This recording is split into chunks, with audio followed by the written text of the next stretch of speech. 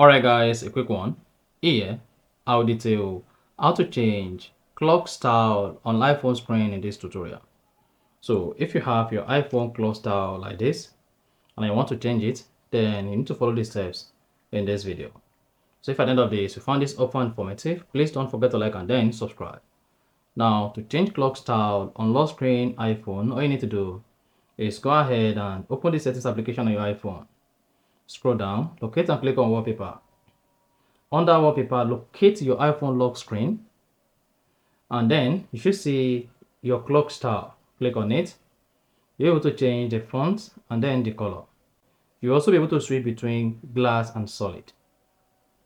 And afterward, you click outside. If you click on this particular three dots, you go to switch between depth effect and extend wallpaper. So if you click on this, you're able to create a spatial scene for your lock screen. So once you're done like this, so you can increase your time, increase the size, then turn this off, you have it like this. Enable depth effect, you have it like that. So if you want to turn off spatial scene, just click on this and you're going to have it just like that. And once you're done changing your clock style on your iPhone lock screen, just go ahead and click on done at top right.